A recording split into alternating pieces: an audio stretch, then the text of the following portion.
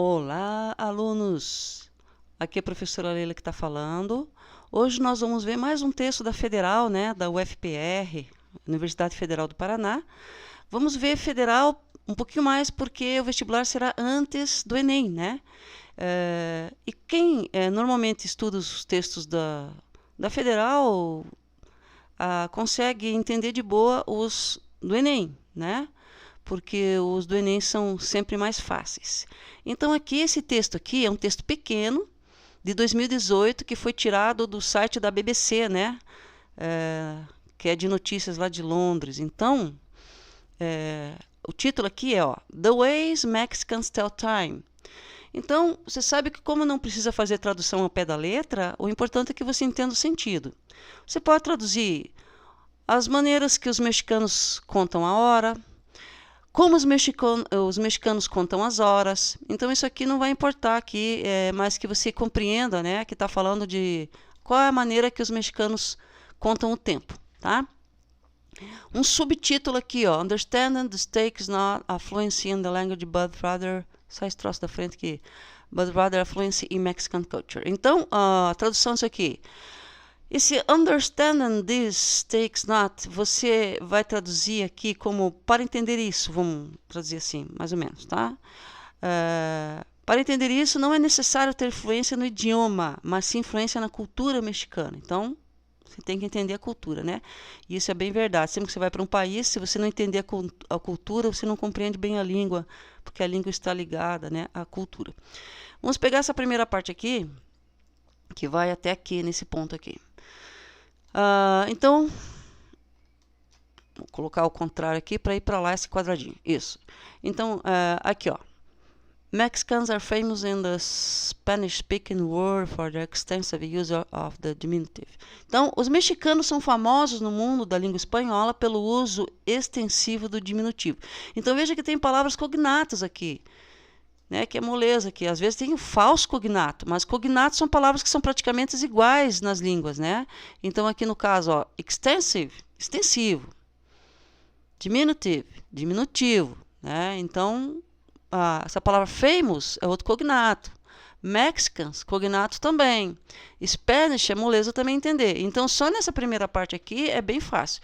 O que, se a pessoa não está inteirada dos pronomes, aqui no caso possessivo, né? Não pode confundir aqui o there, mas também não vai influenciar muito na compreensão geral aqui. Então, eles são conhecidos pelo uso do diminutivo. Vamos pegar essa parte que vai até aqui, tá? Então, essa palavrinha while aqui, já no começo aqui dessa parte aqui, deixa eu pegar aqui até aqui, isso. Essa palavrinha while aqui, pode ser enquanto, embora, aí vai traduzir conforme. Eu acho que aqui while em most Spanish speaking seria embora, na maioria, esse most é maioria, tá? Embora na maioria dos países de língua espanhola, a adição do diminutivo ita, tá? Há um advérbio como a hora, que é uma palavra espanhola, meninal, que significa agora. Essa palavra menina aqui é significando, significa, né? E aqui vem o would, que é um, como se diz, que a gente chama de modal verb também. A gente estuda ele separado do can e do may, porque eles não têm tradução, né? Diferente do can e do may, são modals, mas eles têm tradução. O would não tem tradução aqui no caso, né? Então, ele vai fazer o condicional do verbo a seguir, que é o strengthen, que essa palavra aqui vem de strength, que é força, né? Então, aqui traduz como fortaleceria.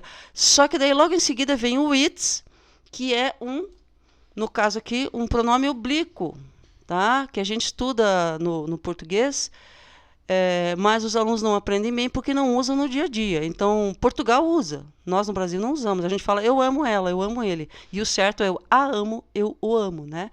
Então, em Portugal, eles usam isso tranquilo todo dia no vocabulário informal. E para nós aqui, a gente só usaria no vocabulário formal, né? Então, por isso, quando a gente ensina os oblíquos, a gente tem que ensinar o português, porque os alunos não decoraram, como antigamente a gente decorava, né? Há 50 anos atrás, quando eu estudava,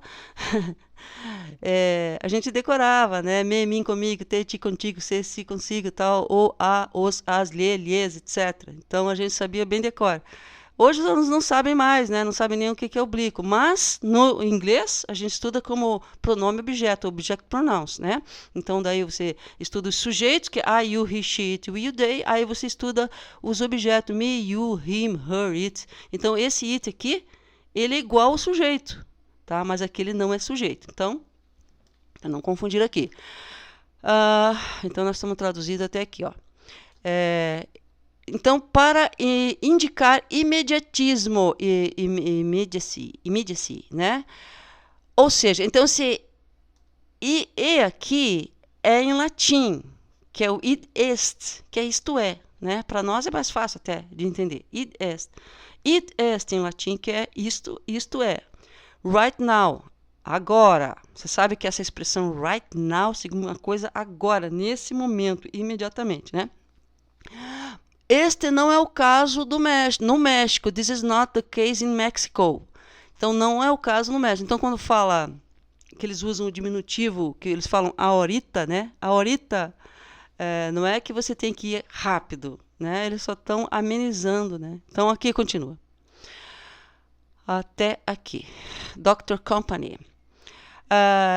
Então, Dr. Company explained that Mexicans instead use the diminutive. Olha, então esse instead aqui, ele já por isso que é difícil você fazer uma tradução e traduzindo quando você ouve as pessoas que trabalham como intérprete, tradução imediata, eles têm que esperar a pessoa terminar a frase para você conseguir entender, tá? Então, no caso aqui, o instead, ele vai fazer com que no início eu já falo assim, o Dr. Company explicou que os mexicanos, ao invés de usar a forma diminutiva para quebrar o espaço entre o falante e o ouvinte e diminuir a fortaleza. Então, veja só,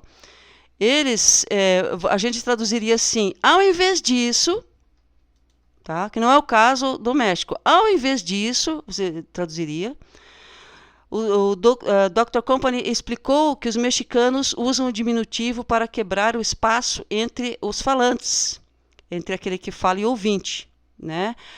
Diminuindo, a palavra listen aqui diminui a formalidade, tá? Então, esse instead aqui, você vai ter que colocar ele no início, imaginar ele no início, né? Ao invés disso, né? Dr. Company explicou, ao invés disso, os mexicanos usam a forma diminutiva para quebrar a distância, né, entre os falantes. Vamos mais para baixo aqui, está terminando já o texto, ó. Vamos ver aqui, ó. Essa parte aqui até o final. In this case of ahorita, ó, o ahorita aqui, né? Nesse caso de...